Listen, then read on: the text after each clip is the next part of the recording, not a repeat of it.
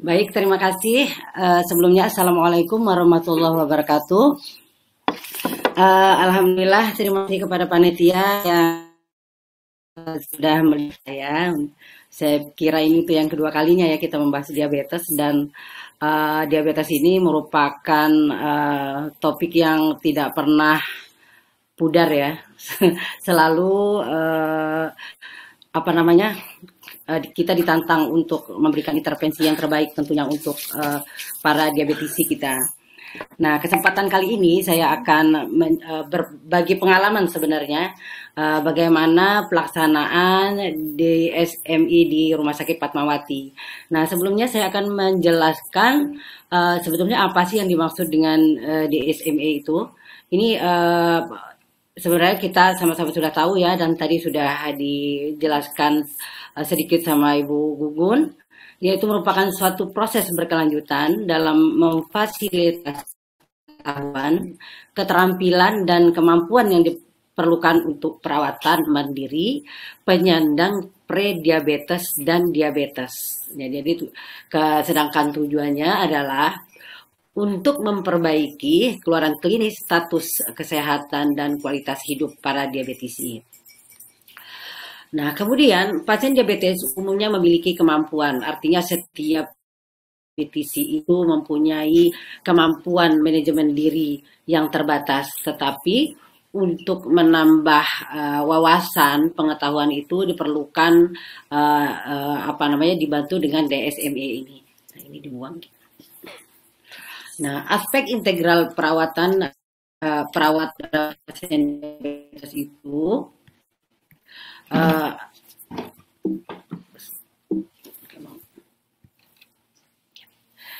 diabetes self management education cost efektifnya dan berhubungan dengan perubahan pengetahuan, keluaran klinis yaitu self efficacy dan keluaran psikososial lain seperti screening komplikasi, faktor-faktor risiko untuk kejadian kardiovaskuler dan kualitas hidup yang baik. Nah, intervensinya ada 3, yaitu edukasi, perilaku, psikologi, dan campuran. Nah, untuk edukasi, kita merujuk pada intervensi di mana penyandang diabetes mendapatkan informasi dari penyedia layanan kesehatan, berfokus pada pemberian informasi untuk meningkatkan pengetahuan pengelolaan diabetes mandiri. Kemudian untuk perilaku, merujuk pada intervensi pengelolaan diri berfokus pada pelatihan keterampilan aktif, menekankan perubahan keterampilan dan atau gaya hidup yang berhubungan dengan penerapan regimen pengelolaan diri seperti diet, aktivitas fisik, pemantauan glukosa darah, serta perawatan kaki. Nah, untuk psikologi, merujuk pada intervensi di mana tujuan utama adalah untuk mengatasi mood negatif, melatih kemampuan keterampilan coping, dukungan sosial, dan lain-lain. Dan juga campuran merupakan kombinasi ketiga jenis DSM. Nah, bagaimana penerapan diabetes self management?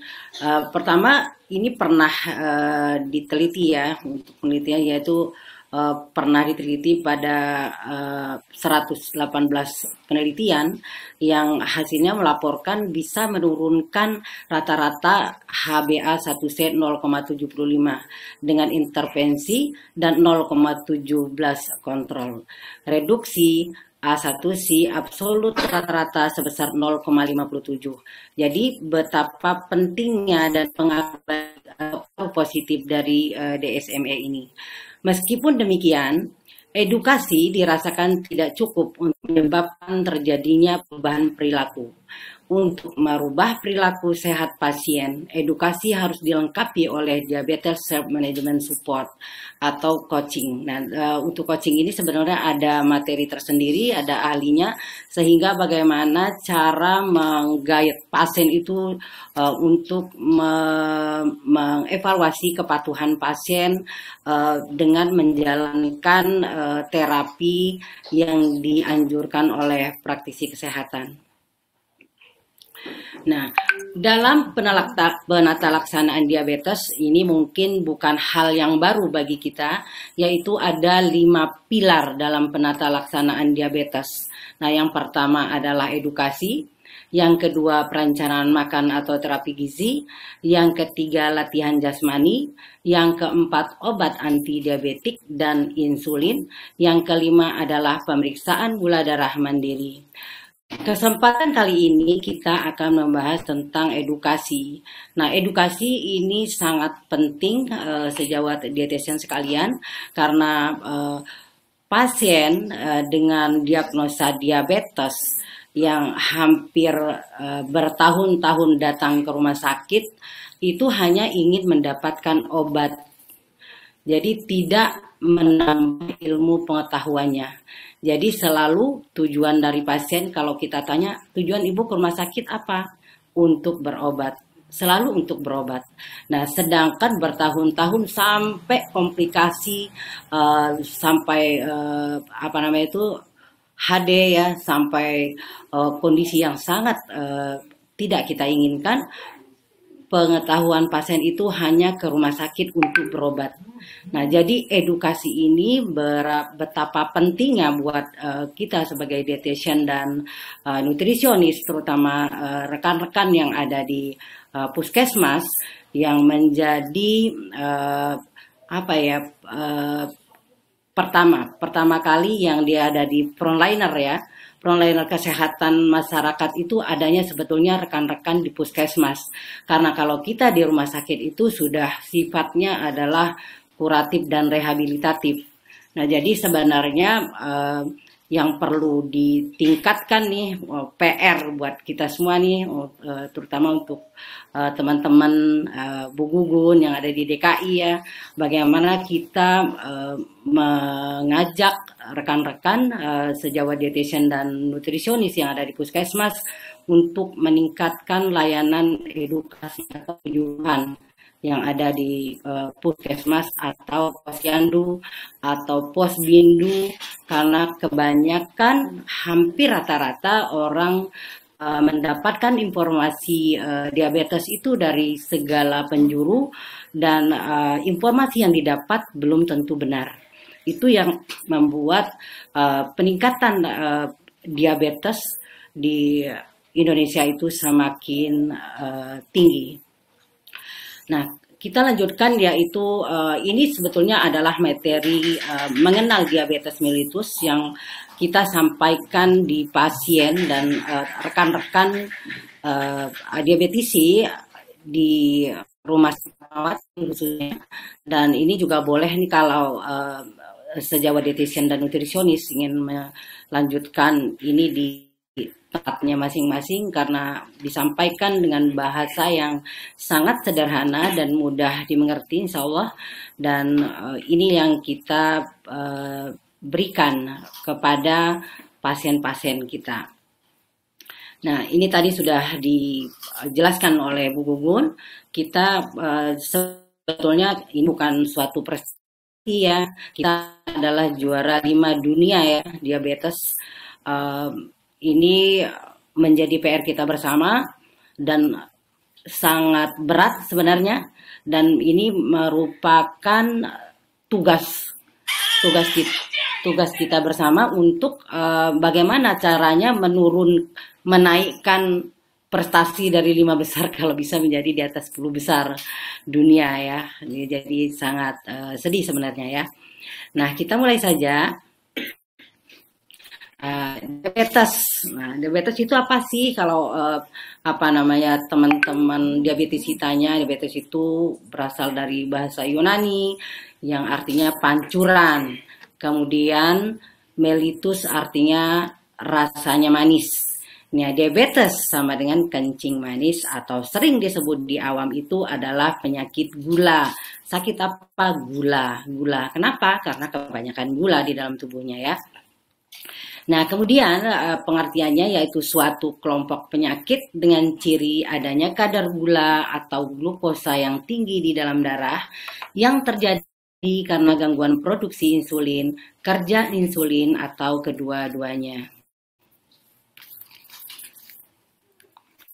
salah satu glukosa merupakan sumber energi utama di dalam tubuh. Nah, kemudian berasal dari hasil pemecahan makanan, kemudian otak hanya bisa menggunakan glukosa untuk bekerja, dan insulin, hormon yang membantu menurunkan kadar glukosa darah. Nah, dibuat oleh pankreas dan dilepaskan ke dalam darah ketika kadar gula darah naik, seperti ketika kita setelah makan. Insulin membantu glukosa masuk ke sel-sel tubuh sehingga glukosa dapat digunakan untuk energi atau disimpan untuk digunakan di masa depan. Nah, kelenjar yang terletak di dalam perut, ya adanya di dalam perut sebelah kanan, organ ini menghasilkan hormon. Salah satunya adalah insulin yang membantu mengontrol kadar gula darah. Nah, bagaimana kerjanya? Kita lihat skemanya berikut ini, yaitu makan. Yang kita makan ini makan apa nih? Mie, nasi ya. Kemudian makanan dicerna oleh saluran pencernaan, kemudian menghasilkan glukosa dalam darah. Kemudian insulin itu masuk ke dalam, membantu memasukkan glukosa ke dalam sel dan menjadi energi. Ini bagi orang yang tidak diabetes, ya, jadi orang normal.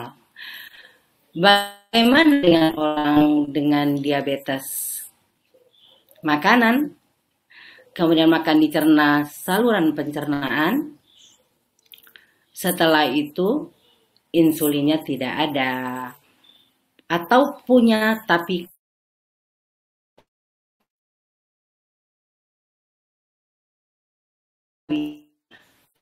energi tidak didapat dari hasil makanan tersebut.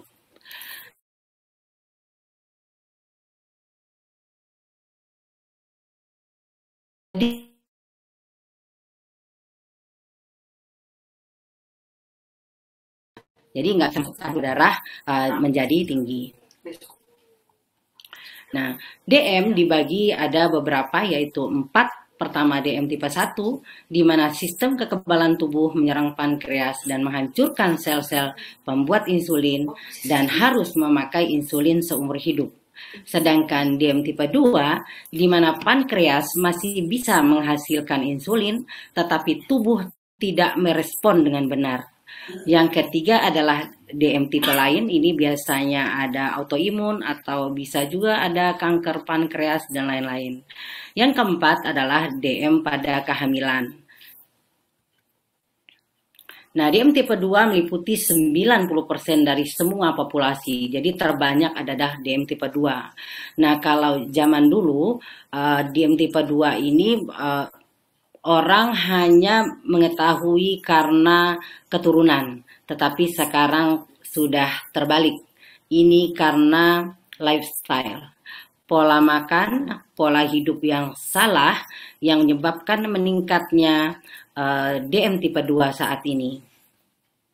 Nah, apa faktor resiko DM?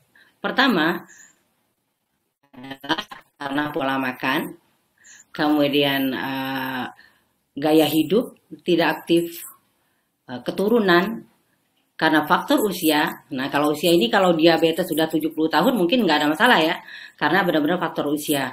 Kemudian obesitas, tadi juga sudah dijelaskan sama Pak Tommy dengan panjang lebar ya.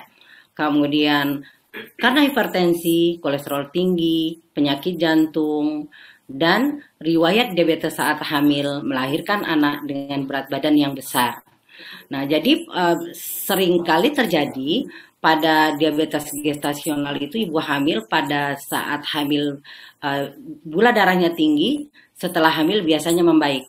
Tetapi setelah itu nggak lama dari itu, karena pola makan ibu menyusui itu kadang-kadang jadi salah kaprah ya, karena aku nyusui nggak makannya berlebihan, makannya 2 kali katanya makannya, karena informasi ya, makannya harus lebih banyak dari orang biasa. Nah, yang terjadi yang banyak itu adalah sumber karbohidratnya, bukan proteinnya. Maka diabetes gestasional ini akan menjadi benar-benar diabetes. Ini sudah benar-benar terjadi. Nah, apa gejalanya? Udah biasa kita mungkin sudah bukan asing ya.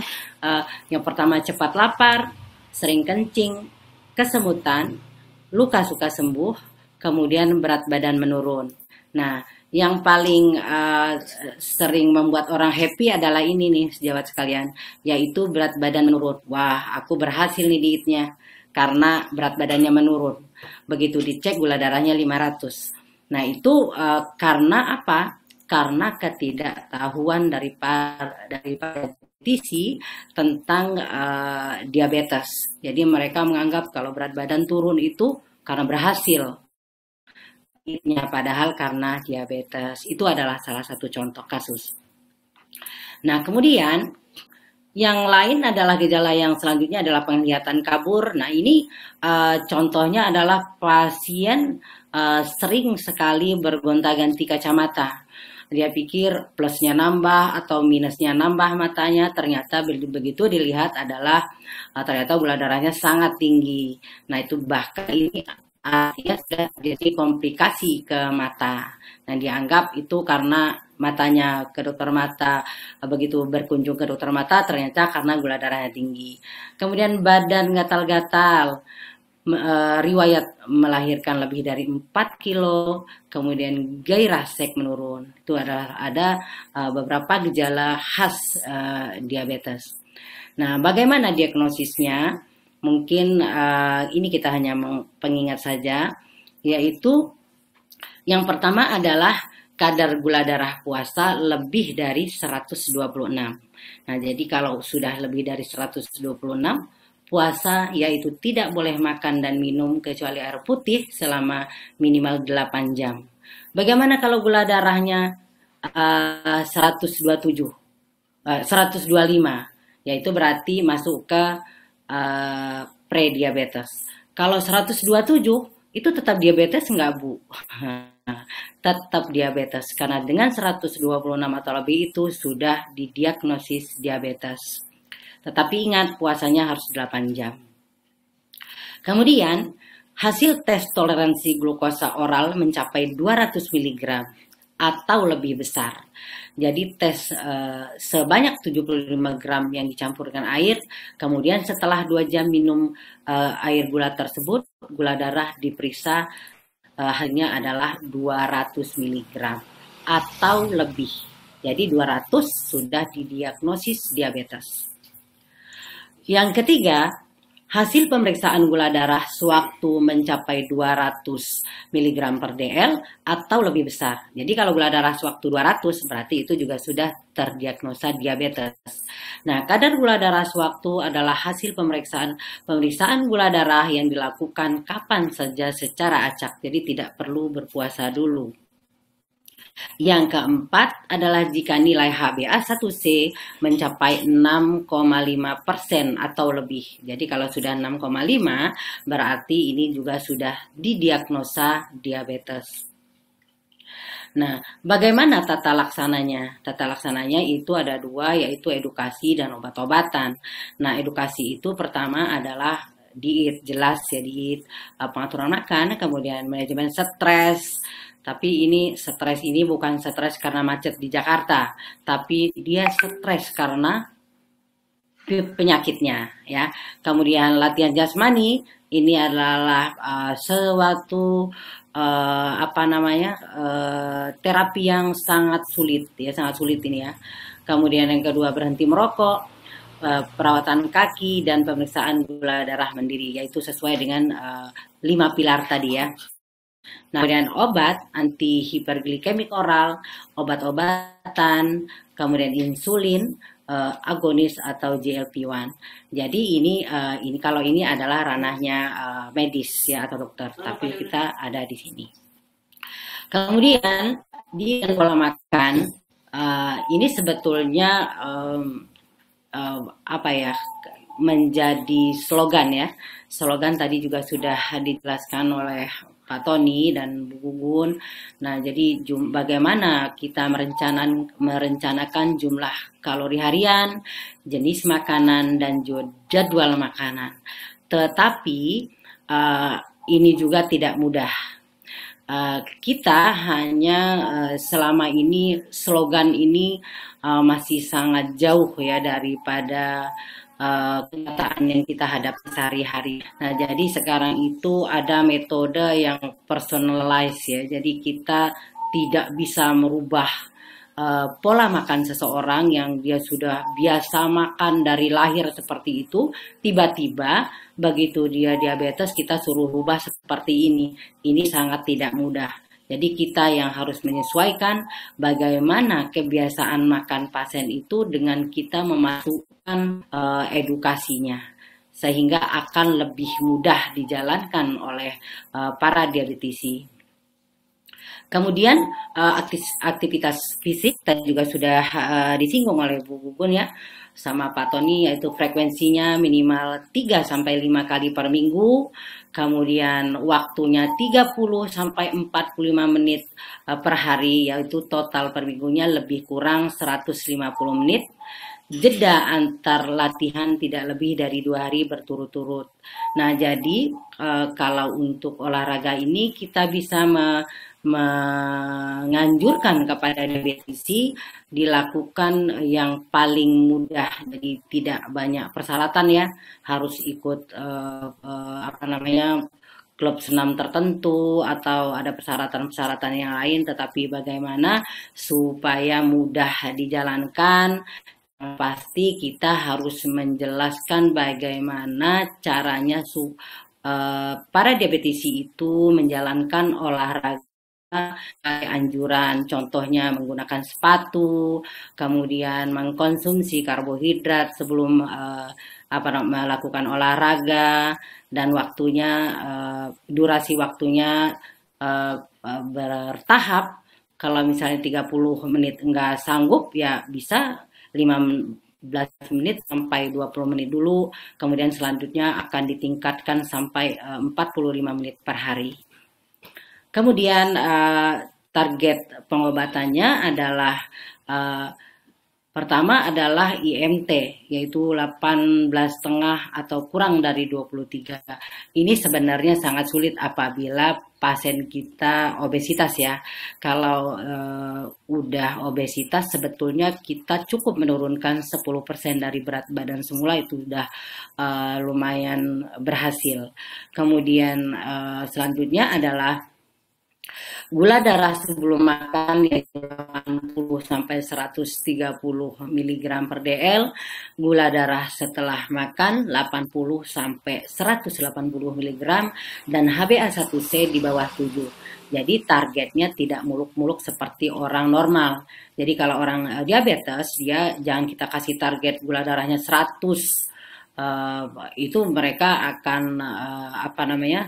menjadi hopeless ya, tidak semangat. Waduh, jauh banget nih kalau saya ingin mencapai 100. Nah, jadi untuk diabetisi yang sudah terdiagnosis diabetes, itu yang puasa yaitu 80 sampai 130, dan setelah makan 80 sampai kurang dari 180. Nah, untuk HbA1c-nya kurang dari 7%. Itu adalah target. Nah, untuk mencapai target itu tentu saja enggak mudah dan butuh waktu.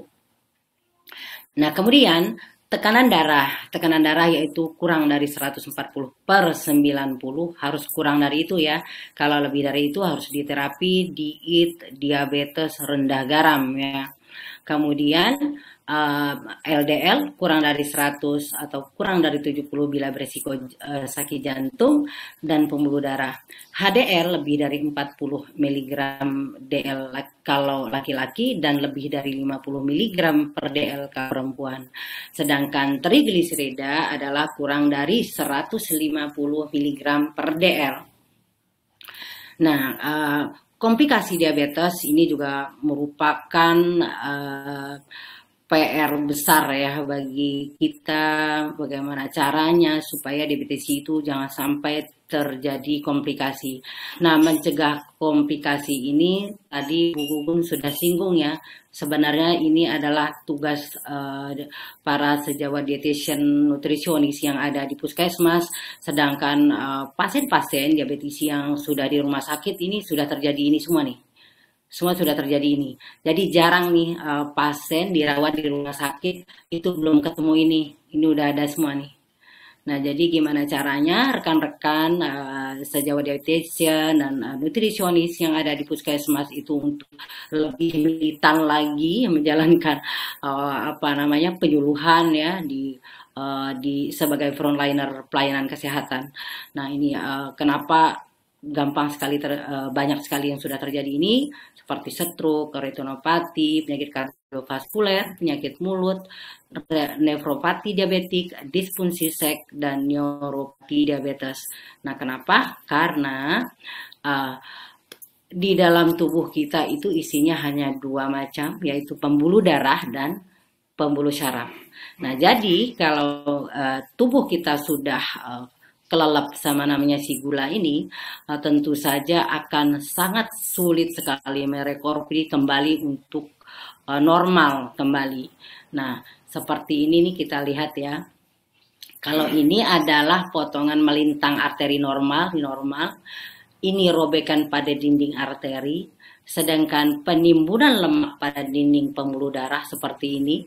Sedangkan pembuluh tersumbat oleh sesuatu bekuan darah adalah seperti ini. Nah, sekarang kita harus bayangkan apabila di dalam darah kita gulanya tinggi, lemaknya tinggi, kemudian garamnya tinggi.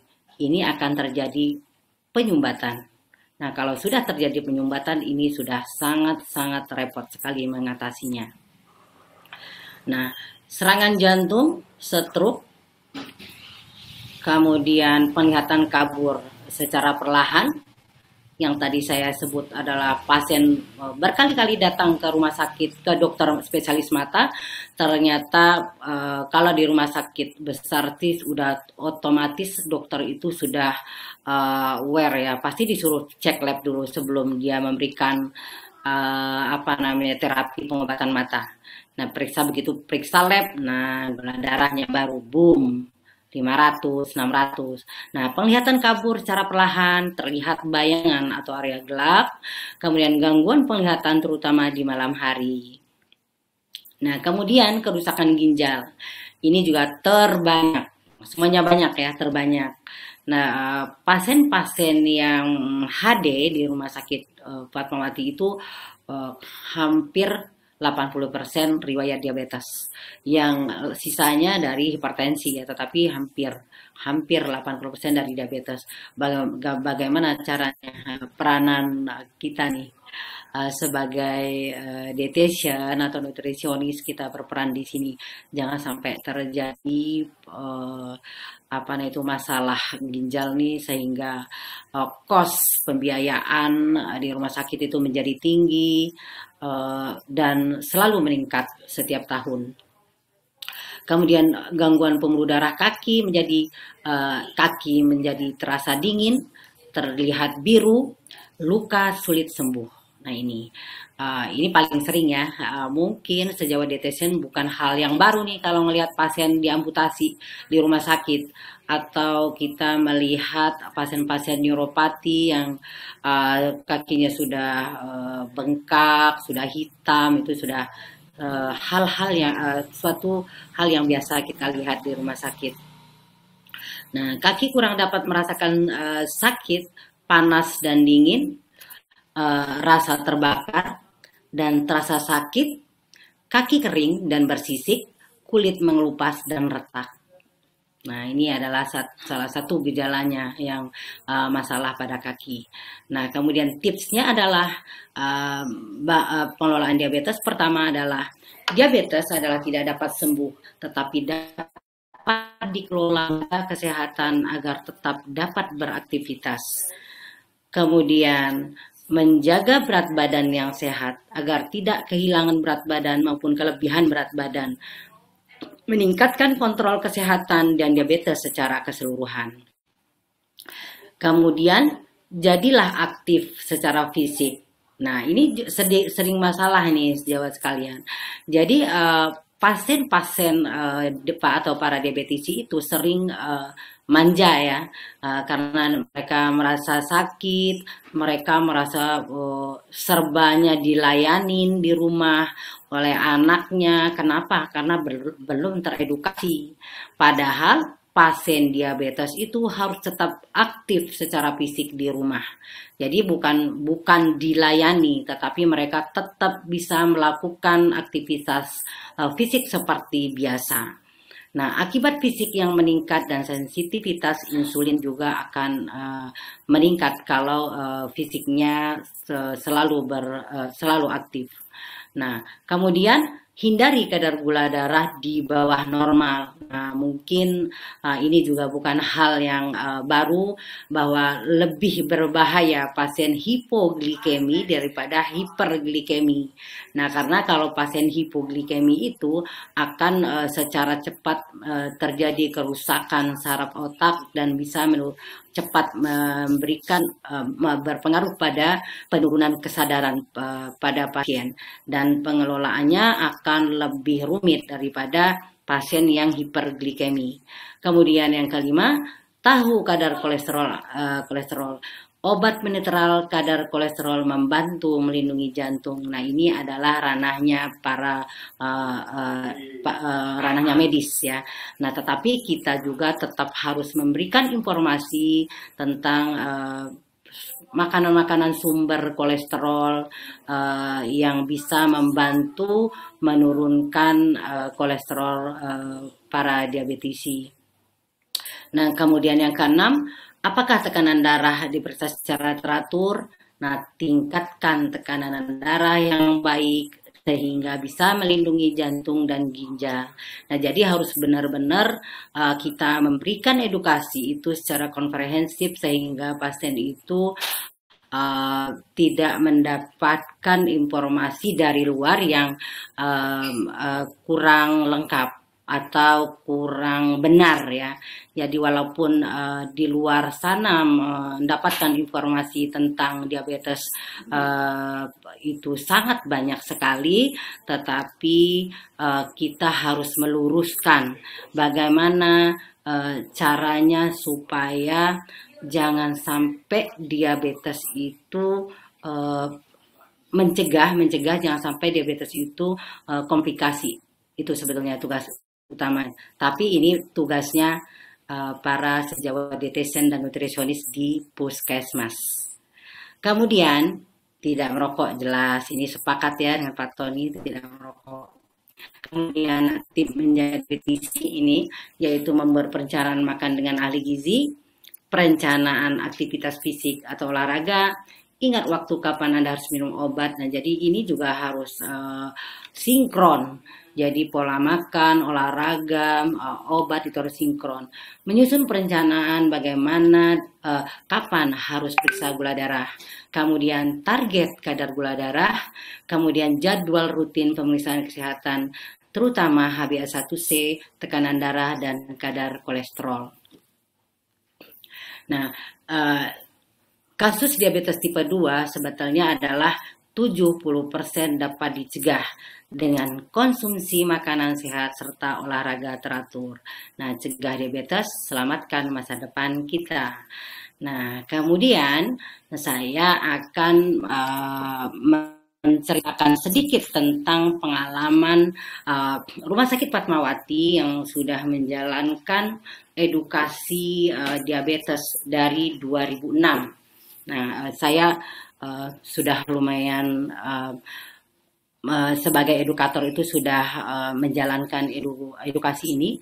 Ini adalah contoh edukasi kelompok ketika belum corona. Ini masih belum corona ya, sejawat sekalian. Jadi belum ada pembatasnya nih. Ini contohnya. Sekali lagi, promosi kesehatan ini adalah saya sangat berharap sekali sejawat dietitian atau nutrisionis yang ada di puskesmas untuk melakukan ini. Karena kita di rumah sakit ini tidak bisa. Ini tidak bisa kita.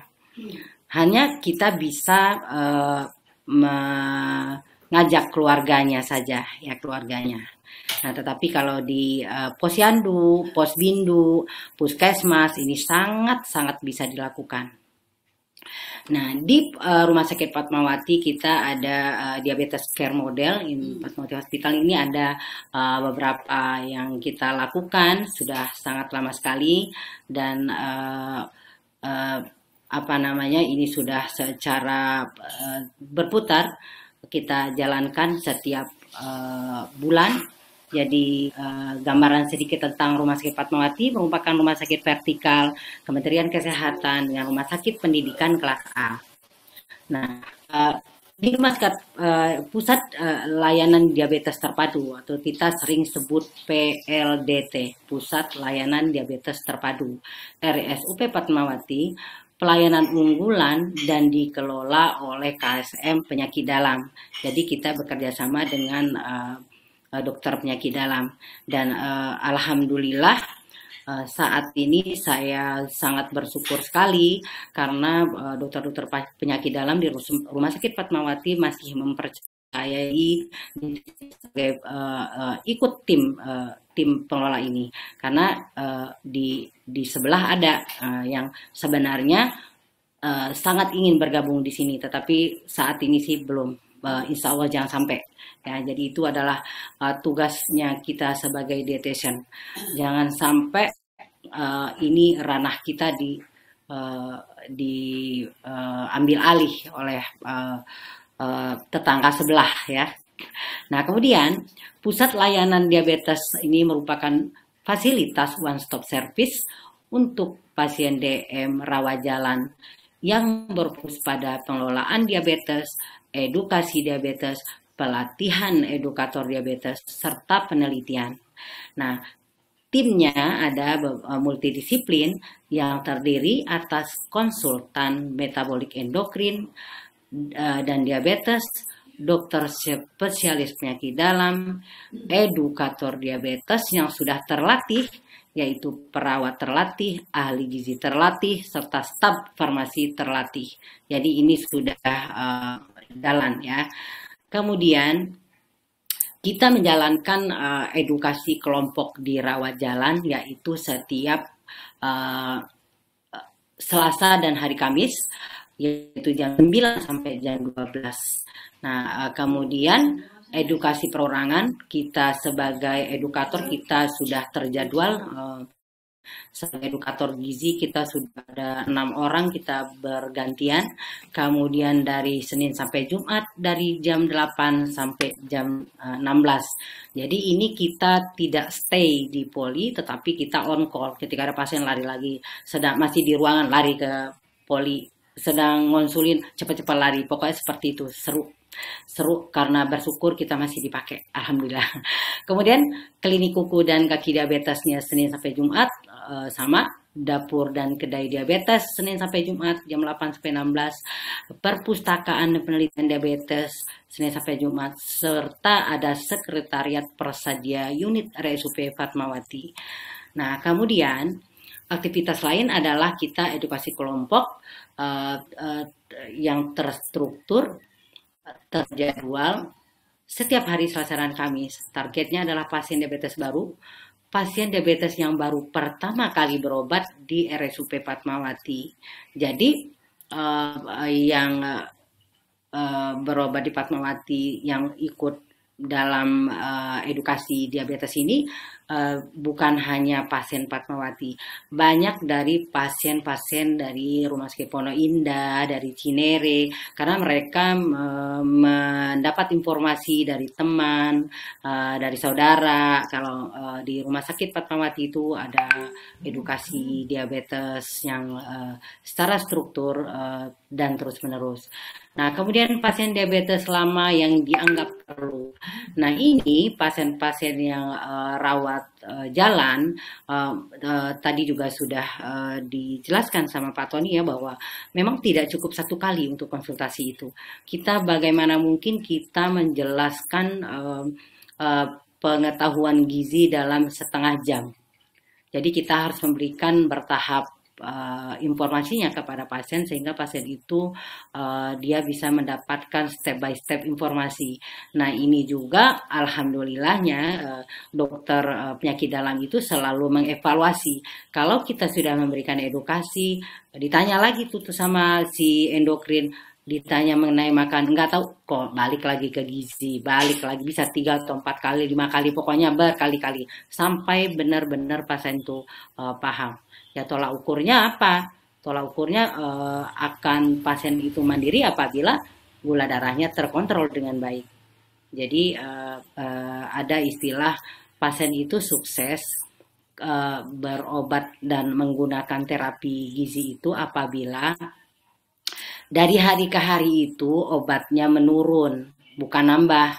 Saat ini obatnya 5, bulan depan obatnya 8, bulan depan lagi obatnya 11 macam. Itu bukan sukses. Yang sukses adalah dosis obatnya menurun, bahkan bisa diabetes tanpa obat. Itu luar biasa. Dan itu ada banyak bahkan. Jadi pasien itu banyak yang sudah insulin, kemudian menjadi turun ke obat oral diabetes, kemudian turun dosisnya hanya 1 kali sehari, turun dari tanpa obat, cukup diet. Nah ini juga tidak mudah.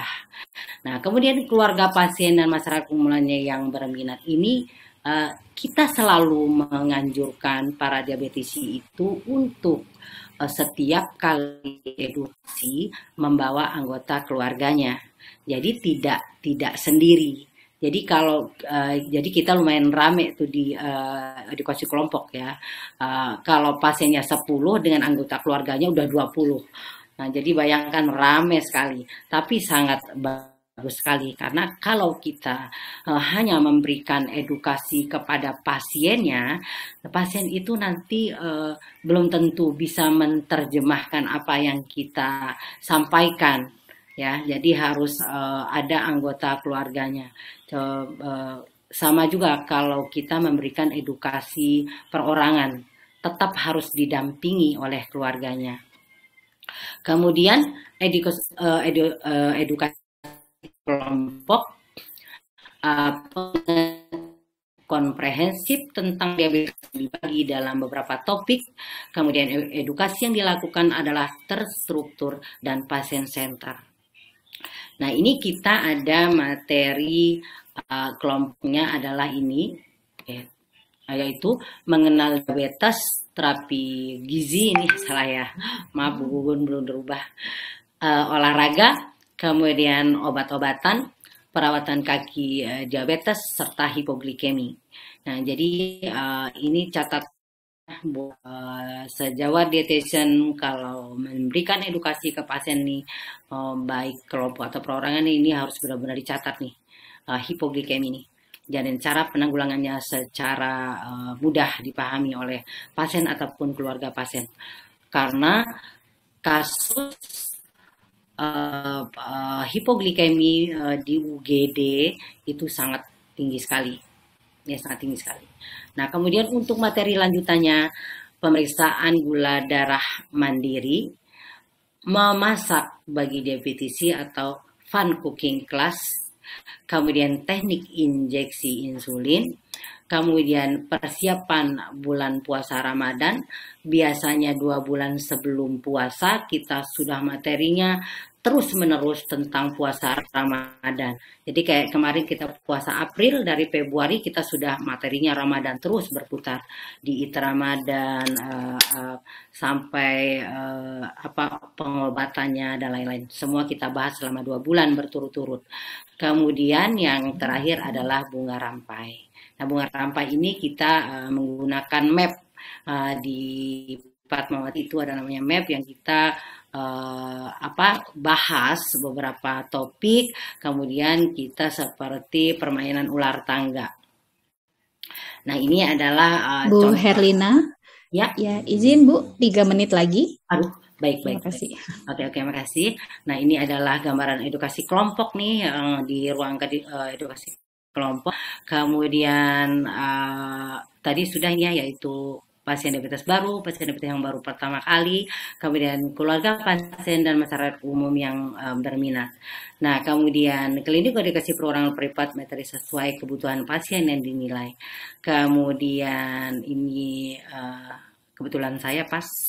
Kemudian untuk private sama, yaitu terapi gizi, materinya sama. Jadi edukator diabetes itu harus lebih beda memberikan edukasinya dengan diabetes sama dietitian yang belum mengikuti edukasi. Nah, kemudian ini untuk perawatan kuku di PLDT. Nah, di sini kita ada cooking class. Ini merupakan materi yang ditunggu-tunggu oleh para diabetisi. Dan ini kita mempunyai kesepakatan setiap kali ada materi ini. Kita nanti minggu depan kita cooking class, menunya apa. Bahkan ada pasien itu yang support dananya sampai seperti itu. Mereka membawakan bahan-bahannya. Nah, tetapi kalau nggak ada seperti itu, kita alhamdulillah disupport sama dokternya sih sebenarnya, dokter penyakit dalam. Oke, kita mengajukan menu dan dananya dari dokter. Nah, kemudian kita juga ada perpustakaan, mengikuti edukasi kelompok secara teratur, motivator bagi pasien yang lain. Kemudian program edukasi wisata, kita ada juga wisata bersama Persadia dan diikuti oleh dokter endokrin dan dietitian. Kita pergi kemana gitu, tetapi tetap kita mengisi dengan edukasi. Nah, ini ada juga ikut lomba nih para diabetisi ya, ikut lomba.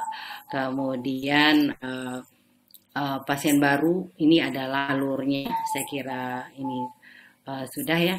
Kemudian pasien baru seperti ini, sejauh sekalian, ini adalah jumlah edukasi gizi nih, edukasi yang kita layani pada tahun 2017, kemudian sudah selesai. Terima kasih. Dengan berbekal pengetahuan yang cukup, disiplin dan keinginan yang besar, penyakit diabetes tidak dapat disembuhkan, namun dapat dikendalikan.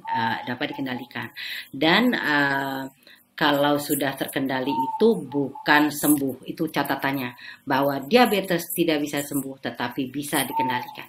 Terima kasih, semoga manfaat. Saya akhiri, Assalamualaikum warahmatullahi wabarakatuh.